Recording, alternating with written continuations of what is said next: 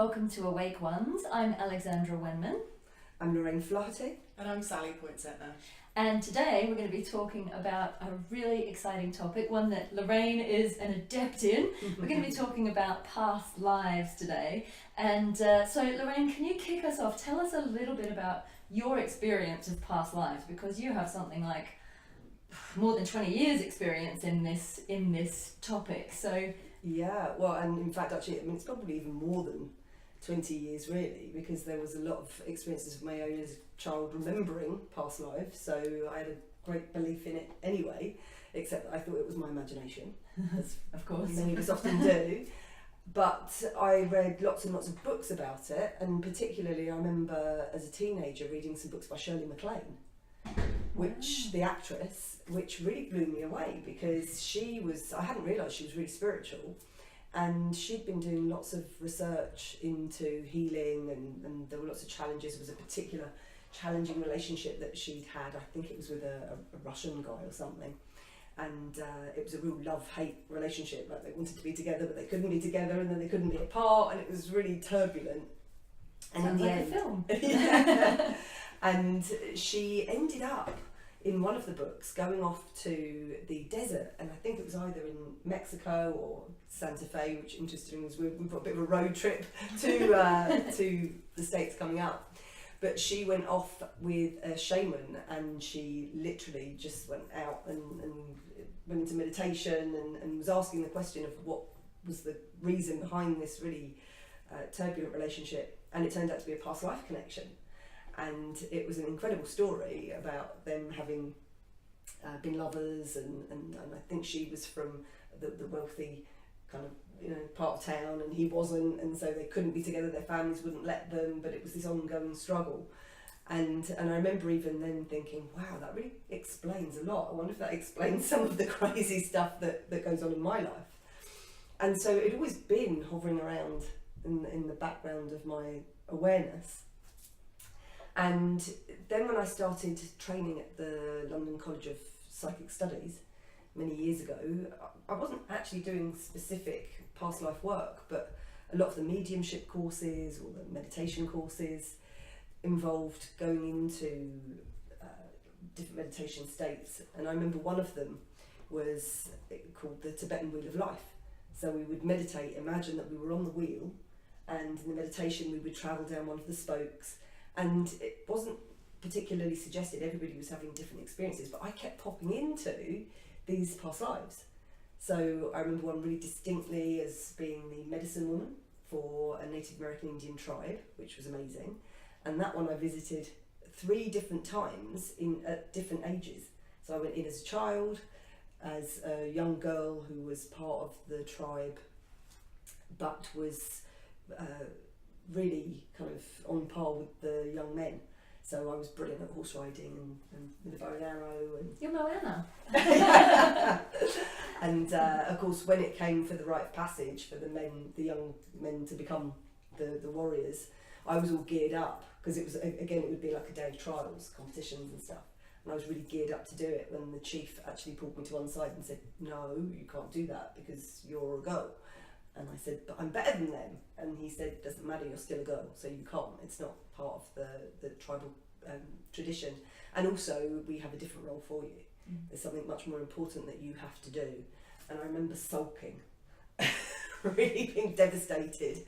And of course, then later on, I was brought into my own initiation, where I became the medicine woman for the tribe. And it was quite amazing. And then subsequently, I went in as a young woman, and then I visited it again on another class as a very old woman who had sacrificed personal family and family life to support the tribe. And another time there was an Essene lifetime, so very biblical times. So it was always hovering, but it never really occurred to me that was something I might do. Back then I was doing hair and makeup. Did you consciously choose to go in at 3 different ages? No, it just happened. It just That's what I said. I wasn't even, we did the meditation, and it was just maybe we were opening up to ask questions, specific questions. But it wasn't even particularly to go to a past life. Other people had meditations that had different experiences where they met guides and stuff. But I seemed, whenever the sort of opportunity arose to go into past lives. And so I remember feeling very, very frustrated with my life and the work I was doing. And I think I've talked before about a few, wake-up calls and almost near-death experiences. And this idea, this is something I'm meant to do and I don't know what it is, universe, give me a sign. And I do remember meeting, back in the day, Stuart Pearce, who is the Alchemy of Voice and working with angels now. And at the time he was working as a voice coach, and I was doing lots of stuff for L'Oreal, lots of presenting and lots of different shows, and he was training in some of those things. And so I met him, we bonded instantly, and he was very psychic at the time, and he met me and my partner, and he said, oh, massive past life stuff between the two of you, which we kind of knew, we felt like we were soulmates anyway, that's what we'd always said. And he claimed that he could see these past lives that we'd had. So I was really curious, because I said, is there any way, I really want to know more. And he said, oh, I could do that. I can do past life regression. I said, really? So I remember going to his house, and I'd never experienced anything like hypnosis or anything like that before. And he laid me on the floor, and next thing I know, I'm sort of zoned out and feeling like I'm sinking through the floor, which was quite a disconcerting feeling. And then he had me travelling through time and space, and it was amazing. But what happened in that one was that I saw snippets. It was almost like I flew over all these different lives. So there was an ancient Greece and an ancient Egypt and maybe South America, and I didn't actually really land in any of the lives per se, but I got a real sense of Atlantis. It sort of popped up, and then came back, and I had a very amazing experience meeting a guide. And I remember leaving thinking that, or having said to him, that was absolutely amazing, but I still don't know, I still haven't had the answer to what I'm supposed to do with my life. Where am I going? I'm not happy. And I remember him saying to me in that sort of deep resonant voice, my darling, it's just under your nose, right under your nose. Because he could obviously see it, but he couldn't tell me that was the thing, and it took me. And that's why you got the overview, because it was the whole thing. Yeah, it was, these are all the different opportunities. This is where you're supposed to go and explore all of these different things. This is your path. And I missed it, and it still took a while for me to actually get back to it. And even when I went into the hypnosis and the NLP at the beginning, the past life stuff was kind of in the back of my mind as something that I would love to explore. But it was only when I did it for the first time that I realised that was it. I realised that was the path that I needed to follow. And what a path it is. Yeah. She's this like the most amazing navigator to help you go through your past lives. And obviously things evolve. So I remember going to college and spending, over a year doing the clinical hypnosis diploma, and the past life one was quite far in, and I loved all of it, but I was so excited about that day. I mean, the build up in my mind of, yay, we're going to the past life day, brilliant. And then it was my favourite teacher, so I was really happy about that. And he came out and he said, just to let you know, even though I'm teaching this today, I don't actually believe in past lives.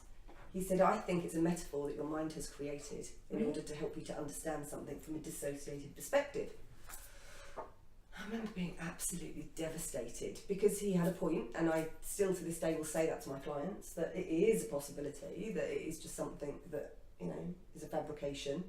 But he then went on to do the most extraordinary demo that I've ever seen, with a student who was shy, very in the background, never wanted to put himself forward, very self-deprecating and timid actually.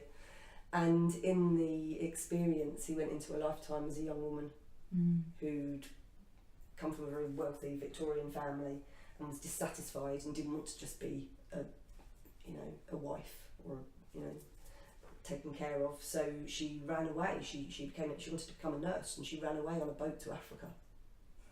And then the ship sank.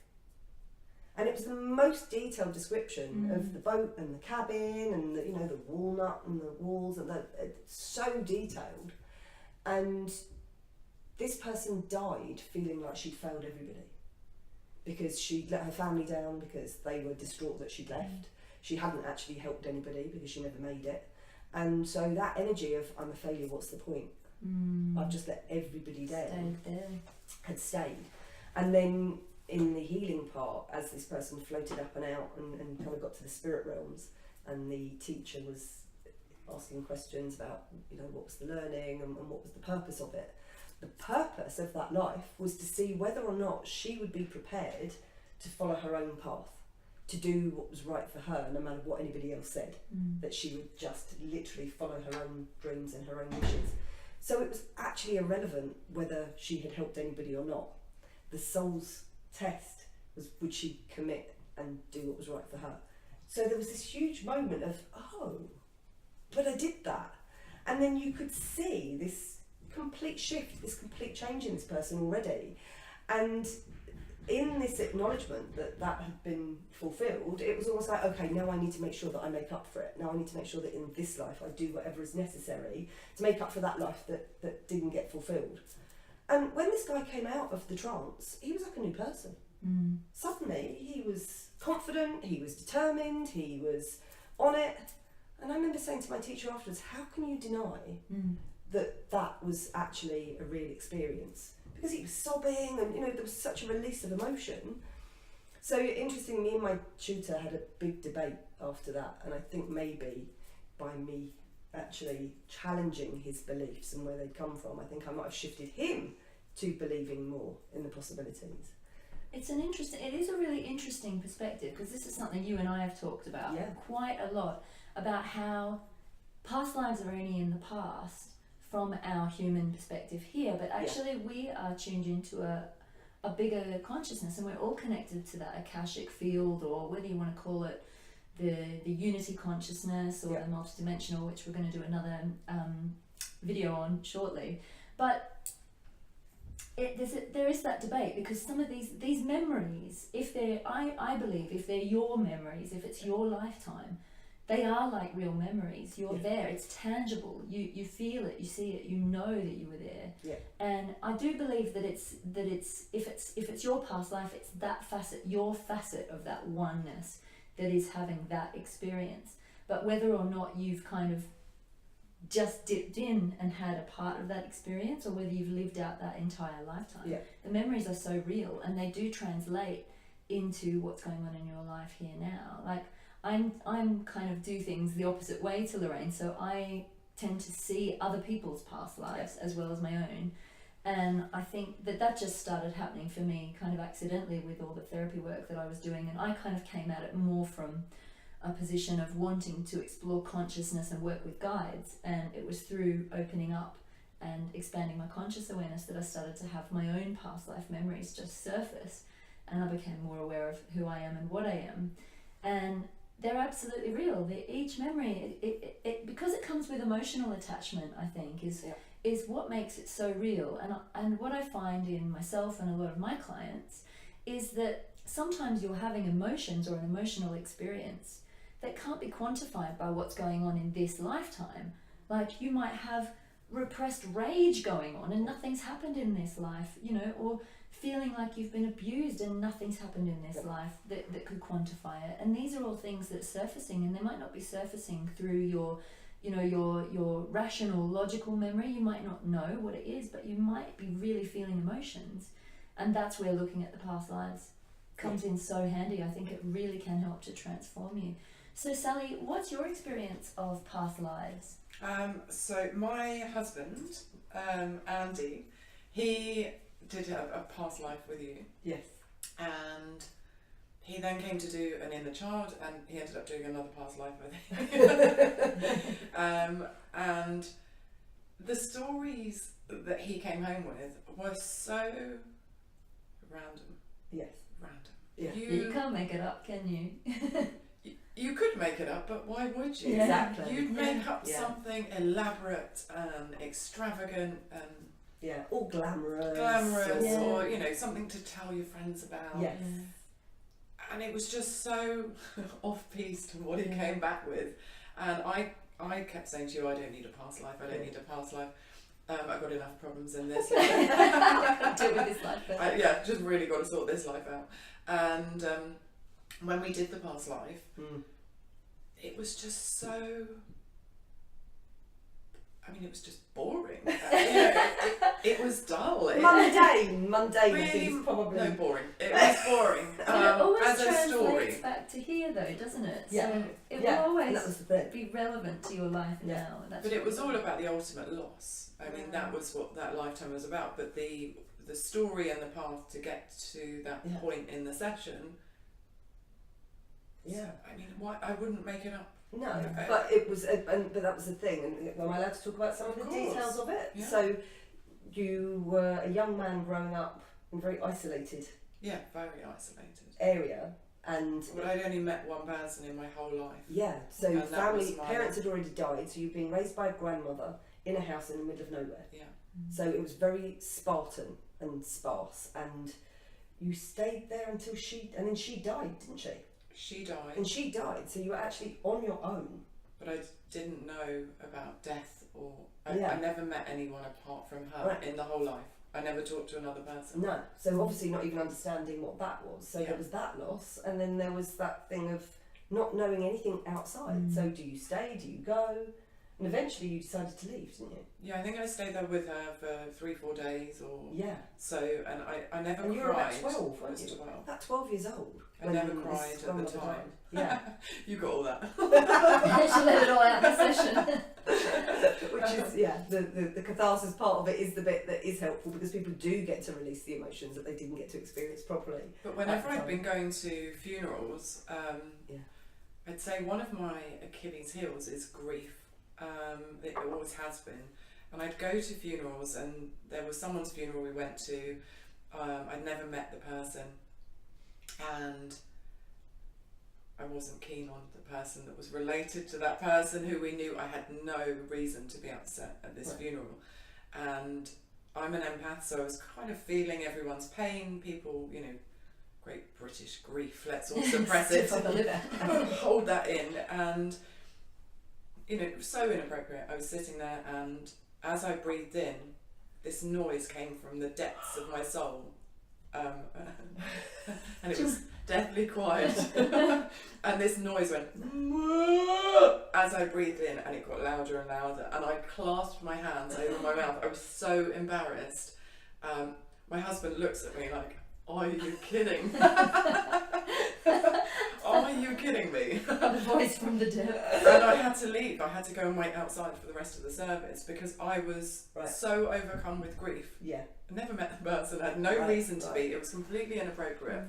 And I think a lot of that connected back to this past life because I'd suppressed this grief. I'd spent from the age of 12 through to, I think I was in my 50s when I died in that lifetime. I never spoke to another person, and I just walked, and I didn't stop walking until I died. And Lorraine was taking me to different points. She's like, what's happening now? It's like, well, I'm still walking. This is why you've manifested really long legs in this life. She can carry on walking like a gazelle. I think it's also why I take a lot of black cabs. And you see, to you, that life was boring. No, to the me, story was boring. But it wasn't, because obviously I'm really aware of the bigger picture. So I was really aware of the isolation and the fact that, when nothing is happening, everything is happening. Because it was that loneliness, the isolation, that, nothing in a life actually is in some ways more difficult than the actual trauma. So at least if somebody goes in and they have a big fight and there's a bust up, there's kind of something happening and energy's being released. But when there's just nothing, it is as though the person starts to shut down inside. There's an internal just protection that is literally shutting everything down, and those shutdowns are actually carried over from one life to the next. And often people will find that they're unable to connect with people, they're unable to open up, they're unable to interact in a healthy way without any, like you said, any logical reason why that might happen. But those emotional shutdowns in a life, those are the bits that really, really need to be looked at and healed. And like your soul was trying to release those emotions any opportunity that it got.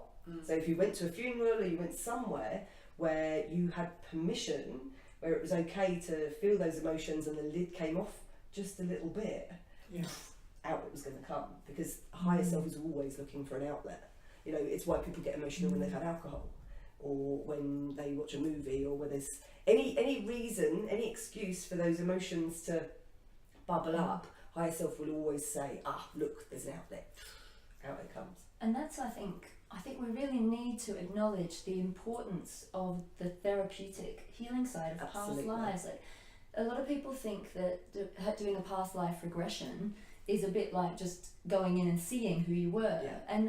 But as Lorraine and I've seen, if you don't go in and resolve what happened and actually heal it, look at the pain and the trauma that was caused and resolve it, and kind of rewrite that script, then you're going to be stuck with that. So I've seen a lot of it. Like, the first past life regression session I ever had, and I'm not going to say who it was with, but I don't think it was very responsible, in my opinion, because this person took me into a state of trance, into hypnosis, showed me the past life, let me have all the trauma, and then let me go, and didn't actually resolve any of it. And so I was left with all these emotions at the surface. And at the time I wasn't trained in any kind of therapy. I was flailing around, didn't know what was going on, but it brought a lot of trauma to the surface. And as we know, nothing ever happens without a reason, so it was a good thing, and it was a catalyst to kind of help me get on my path and go and learn how to heal myself. But for a good couple of years I was kind of flailing around with all this stuff going on, but it did leave me wanting more. But I kind of felt there's more to this. I don't think that person kind of did the full job or gave me the full set of tools that I needed in that session. So I think that if you're going to have past life regression, or if you're going to come to somebody, say like me, that can see past lives or help you look at it, it's always go with the view that you're going to heal and resolve and transform whatever is going on in that situation, and it always will translate back to the here and now. This is what I've found. No matter how weird the past life, and as we know, some of them aren't on this planet, some of them have occurred in other dimensions or other realms, but no matter how kind of weird or fantastical or out there it seems, it will always translate back to you in this life, because this is the important bit. You are having a human existence here, and this is the here and now, so it's about healing that or transforming that so that you can live your most fulfilling purpose possible here. So, and I've had lots of people say to me, based sort of on that idea, well, why aren't you just living in the present? You know, live in the now. Why go back to the past? You know, it's irrelevant. What's happened, the past is the past is done. But it's all in the here and now. It's all in the here and now. It's all relevant. What I know from at least, you know, and it's coming up for 17, 18 years now of actually officially working in this field, and when I started, you know, it was more of the clinical stuff that I was doing, and the past life was my guilty pleasure. It was like my guilty, you know, almost like the hobby aspect of it.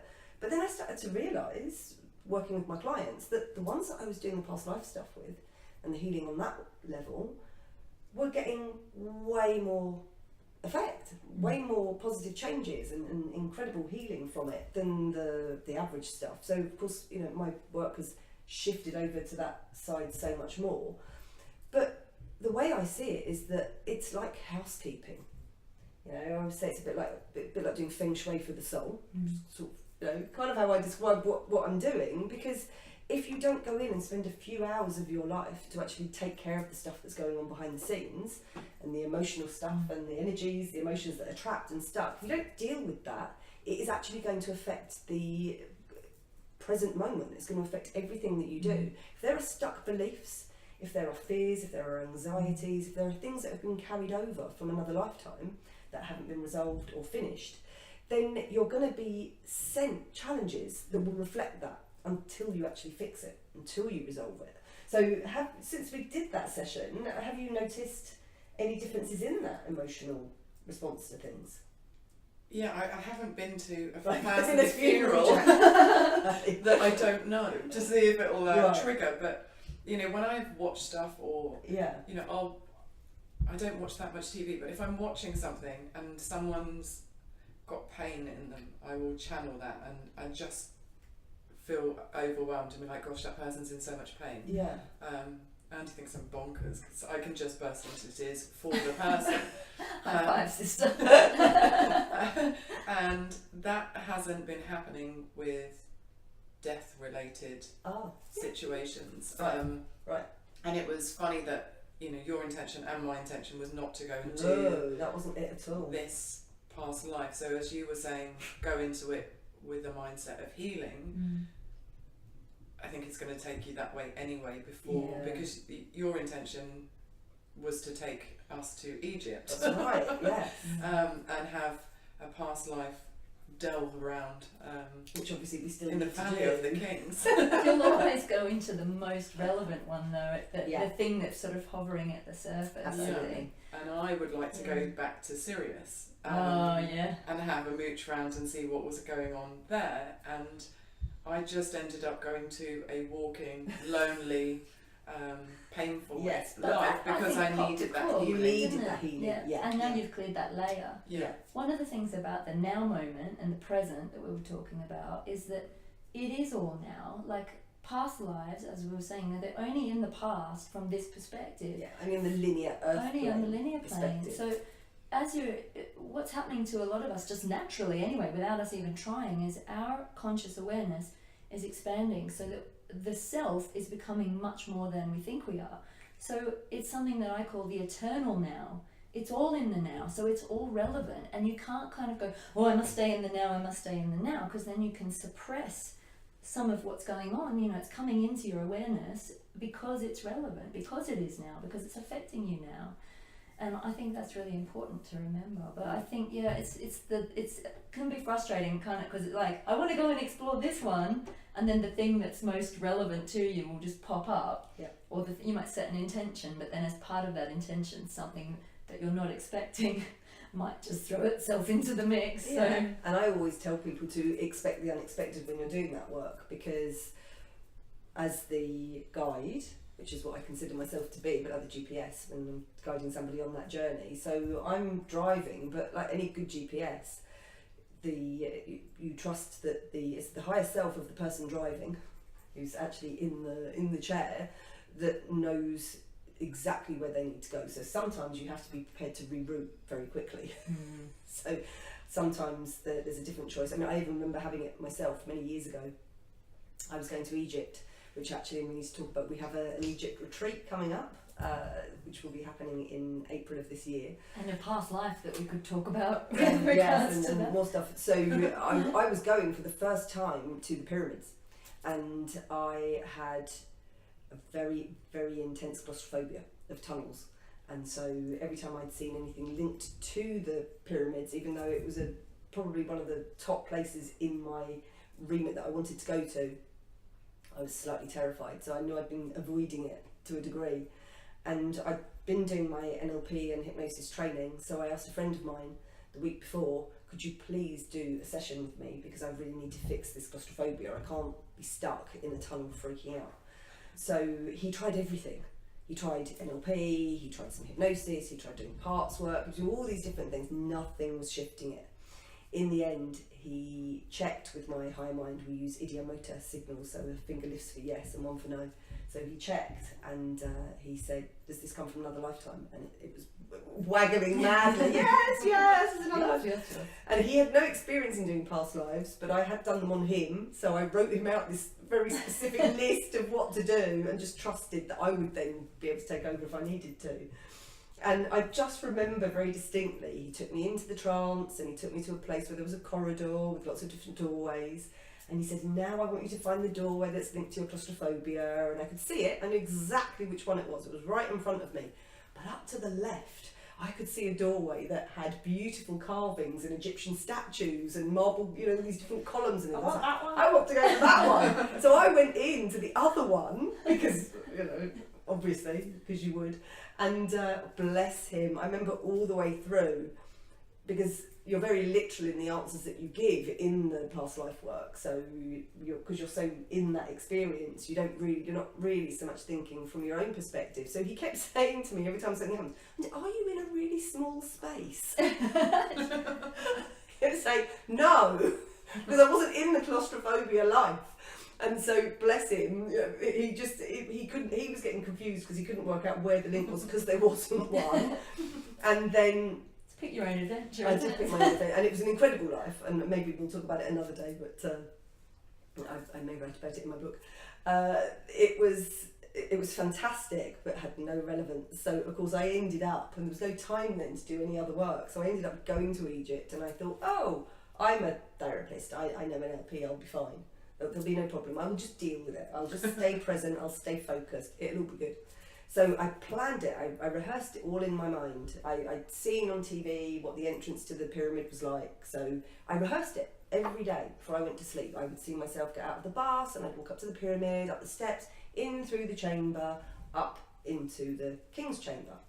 I had that all sorted out. Anyway, the morning, and in our itinerary we were going there in the afternoon. In the morning we were meant to go to the museum. So we get on the bus, and I think we're going to the museum, and the next thing I know we pull up at this other pyramid. And it was huge. It was as big as the Cheops one. It was the pyramid in Dashur, which they call either is the red or the bent pyramid.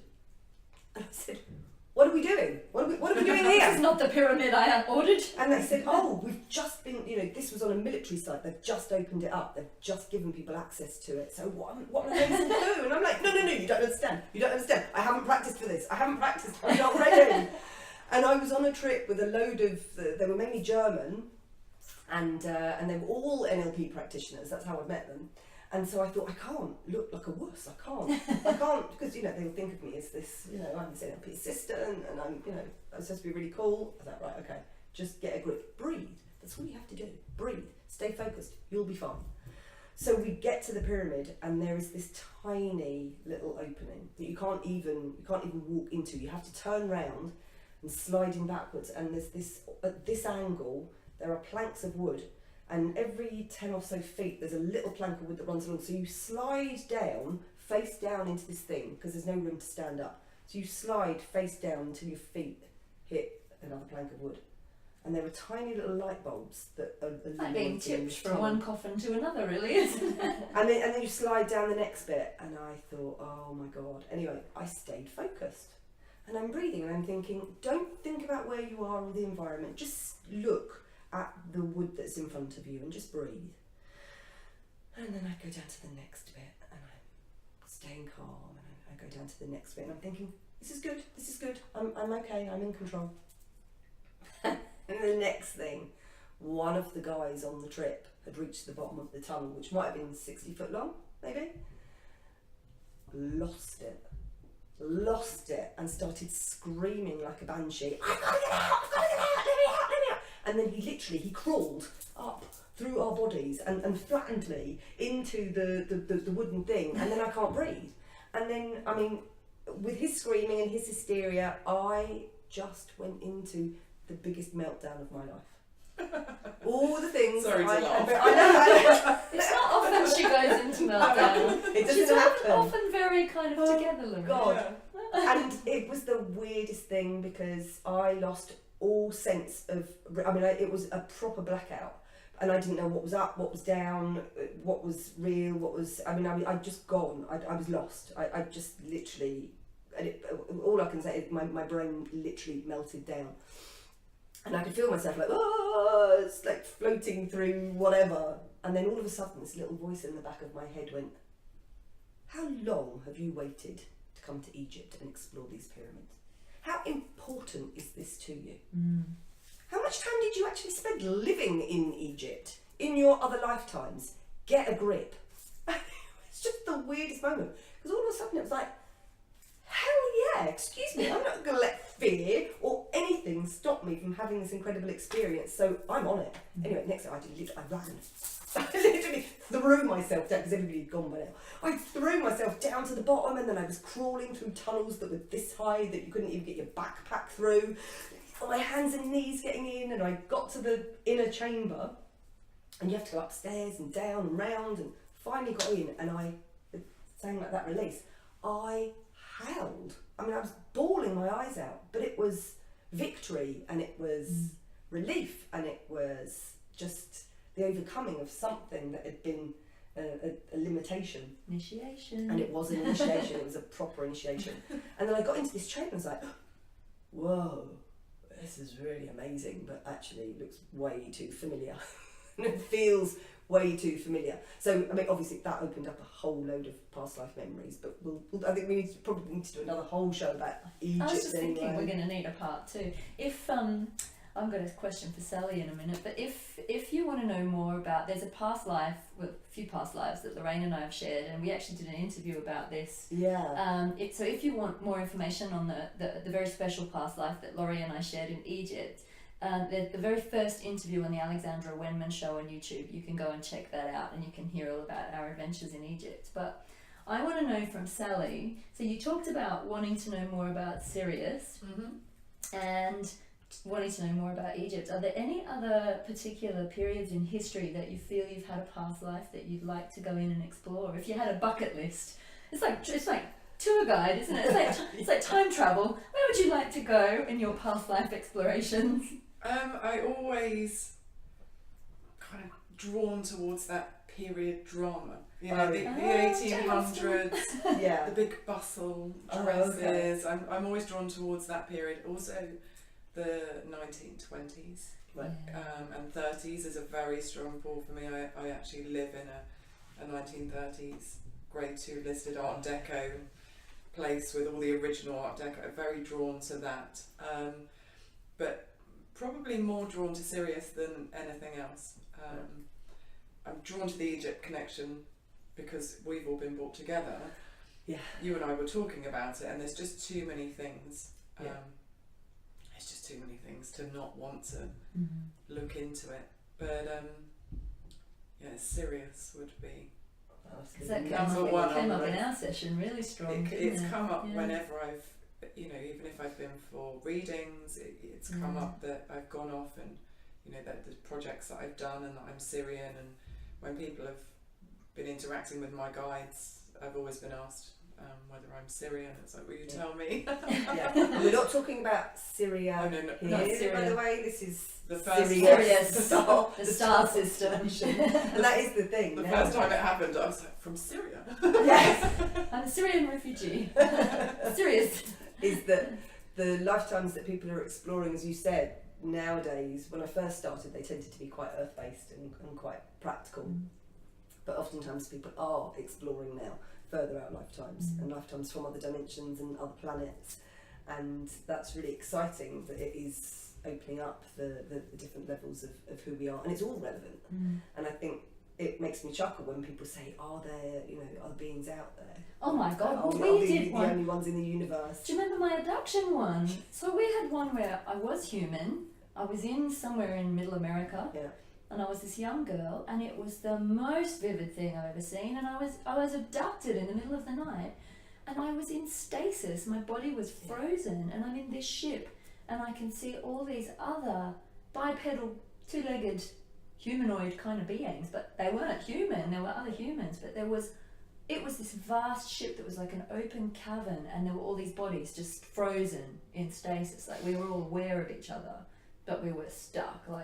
And that was just extraordinary. I mean, obviously I've explored galactic lifetimes constantly, but this was just another thing altogether. It was really quite frightening, but also really amazing to kind of go, whoa, look at all these different beings that we've got around us. Really incredible. And so it would probably be shameless of me to not plug my book, Yes, because you we're have to talking plug about your past book, lives. If people do want to know more information, so I wrote a book called Healing with Past Life Therapy, mainly because my clients' experiences were so incredible, and that the healing didn't just stop with them, it actually expands out to all the people that were in their world, and huge changes that went on for people. So there's loads of information in that was published by Findhorn. Can I just say as well, the format of Lorraine's book is brilliant because it answers all the questions that you'll have about past lives. Like she's actually written it as question and kind of answer format with case studies and exercises and everything. So it's almost like when I was reading it, I was like, oh yeah, I want to know more about this, and inevitably I'd come across that question, and you've covered so much in it. It's really a real wealth of information. It covers way more than just past lives as well. But it's written more like a conversation, because Definitely. I'm not an academic, and I'm not, I never went to writing school. So when I was putting the book together, I realised that I was wanting to share knowledge and information that I kept sharing in conversations with people, and it seemed to make sense in the way I could explain things. So yeah, that is the format of it. It's easy to read, and anyone that knows me will know that I'm a huge fan of The Wizard of Oz. So that's the You're not, metaphor. are you? You're not. So that's the metaphor that runs through the book. This one anyway. So, and I'm working on the second one, which will be a bit more galactic and a bit more revealing of my own stories, which is. But I think for anyone kind of just coming across this for the first time and thinking, well, you know, I don't have past lives, and I think it's important. You know, I was very resistant to it. It wasn't that I didn't have them. I was very resistant towards. I don't need to deal with that. Because I did have stuff to deal with in this lifetime, and you know, we did the inner child work, and I think that for me was the perfect place to start. But it's fascinating how much it brings to your current life.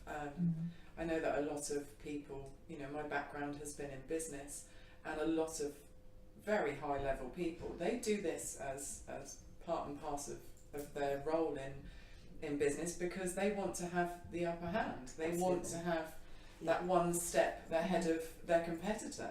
And I think, you know, even when you must see people like this as your clients, and what they come in expecting and what they actually leave with as healing must be fascinating for you to see. Absolutely. And people's stories are just extraordinary, current life and other lifetimes. And so that voyage of discovery, and I think just knowing that there's more to who you are than this life, it puts meaning to all the things that are happening, even the things that seem trivial and the things that don't seem to have any rhyme or reason to them. Suddenly you think, oh, that's why that's happening. And the awareness that we choose the challenges that come up is also huge, that you're not a victim of anything really, because it was all chosen beforehand. The tests were chosen, the volunteers were chosen. What you choose to do with it is up to you. You have free will, and so does everybody else. But there is a power, an inner power that comes from knowing that there is nothing that's going on in your life that you didn't know was actually going to happen in advance, that it was all in some ways put out, it was all kind of planned. The gist of it, the general plan of it was put there on purpose.